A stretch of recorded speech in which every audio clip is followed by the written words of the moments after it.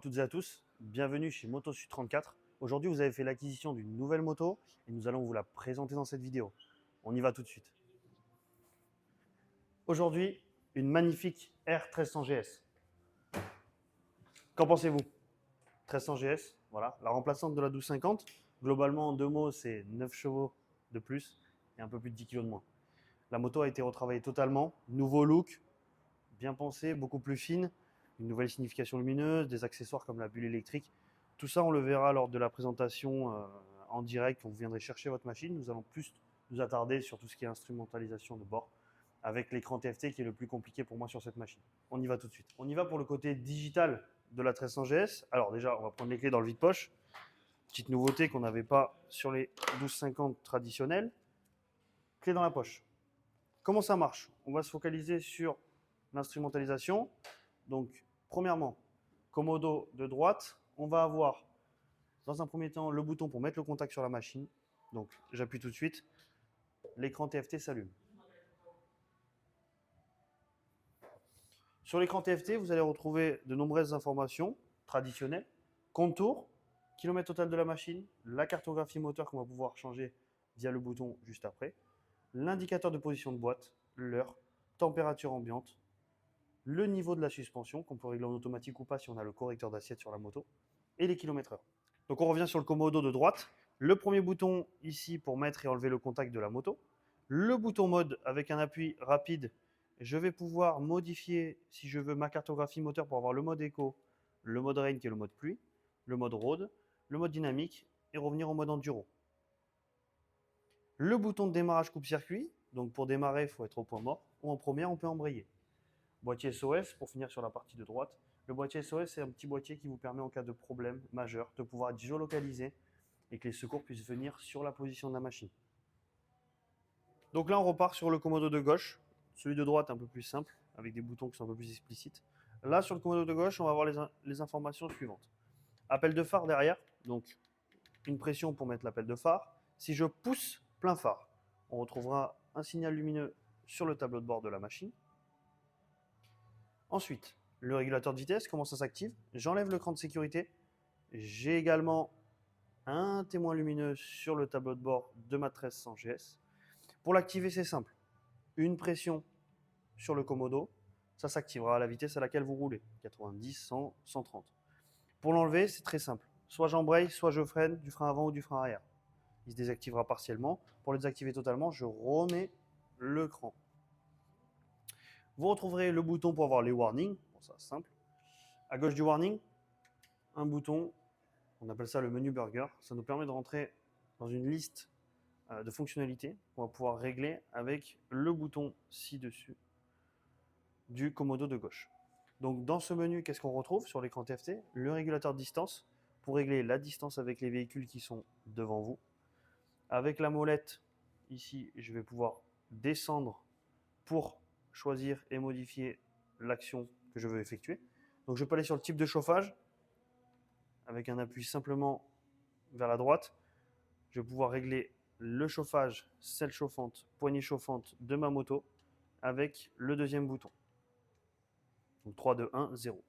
Si je descends par exemple sur la bulle, qui est aussi une action avec laquelle je peux interagir, je vais pouvoir monter et descendre la bulle à ma guise. Ainsi, vous aurez aussi le DTC qui est le traction control de la moto. L'amortissement pour le régler soit en road, soit en dynamique pour avoir plus ou moins de dureté. Et la hauteur de conduite, si la moto est équipée du correcteur d'assiette, vous pouvez régler la moto automatiquement en position basse et qu'elle se monte toute seule à partir de 30 km/h. Pour sortir de ce menu, menu vers le haut, où je rappuie sur le bouton du menu burger, je reviens sur l'écran principal. Vous avez sur la moto le bouton menu vers le haut, vers le bas.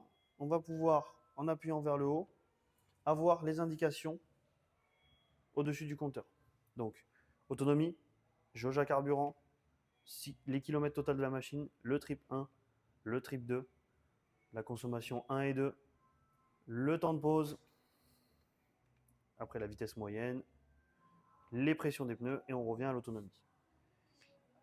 Avec un appui menu vers le bas, je vais pouvoir descendre dans le menu du véhicule. Donc, tout d'abord, mon véhicule. Menu vers le bas pour descendre, je vais avoir les informations principales de la machine. Température d'eau, alors la température d'huile, les pressions de pneus, voltage batterie, les kilomètres, c'est l'autonomie. Les onglets sont sur la droite. Je vais pouvoir les défiler avec la molette, bouton vers la droite. Donc, une pression ordinateur de bord. Pour remettre à 0, menu vers le bas, je valide. Ça se remettra à 0 automatiquement. Pour le 2, version automatique, pareil, même système, tout remettre à 0. Donc nous allons utiliser la molette pour se balader dans le menu. Donc là, vous allez voir, les onglets sont sur la droite. Donc, menu à droite, trip 1. Trip 1, c'est le trip que vous devrez remettre vous à 0. D'accord? Encore vers la droite, nous avons le trip 2, donc l'ordinateur de voyage. Celui-ci se remettra à 0 automatiquement tous les jours. Okay. Encore à droite, vous verrez les pressions des pneus avec les préconisations du constructeur de 5 à l'avant, de 9 à l'arrière, la vôtre et la différence que vous aurez dans vos pneus. Okay. Pour finir, le service à échéance, l'entretien, 995 km. Et ainsi, le service check control, c'est au cas où si vous avez un souci, un voyant moteur, une ampoule grillée, une défaillance dans la pression des pneus. Il vous dictera le message d'erreur dans ce menu-là. Pour revenir en arrière, toujours le même système, menu vers le haut, je vais vers la droite et je peux rentrer dans l'affichage de sport avec le bouton menu vers le bas. Connexion, je vais pouvoir connecter l'appareil mobile, le casque pilote, le casque passager. La moto doit faire office de plateforme de distribution. En connectant les trois, si quelqu'un vous appelle par exemple, vous pourrez répondre avec la molette, droite répondre, gauche raccrocher. Augmenter le son plus ou moins fort. Voilà. L'affichage, je le mets à 100%, sinon vous comme moi en contre-jour, on n'y voit pas grand-chose. Les informations, c'est la version du logiciel que vous retrouvez dans la machine. Et réinitialiser tout, c'est pour mettre la moto en mode usine. Pour sortir du menu, menu vers le haut, toujours menu vers le haut, et on revient au menu principal. Donc, vide-poche, pour mettre votre téléphone avec une prise USB que vous aurez en dessous. Pour la refermer, faites attention que ça ne se verrouille pas. Pour la trappe à essence, comment ça fonctionne? Je coupe le contact de la machine, j'attends quelques secondes, c'est électronique, ça s'ouvre. D'accord? Rien de plus simple. Pour le refermer, une pression dessus, ça se clipse, ça se referme, et au bout de 30 secondes, ça se verrouillera. Voilà. Feux supplémentaires, ils sont ici, ce sont les feux longue portée. Voilà, on a fait le tour globalement, rapidement de la moto.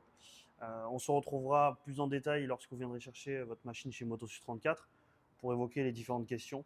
La bagagerie, j'en ai pas forcément parlé parce que chacun met une bagagerie différente avec du JV, du Shad ou du BMW. Donc c'est au moment de la livraison qu'on présentera la bagagerie à notre client. Voilà. Donc maintenant, je vous remercie, je vous dis à bientôt et à la prochaine.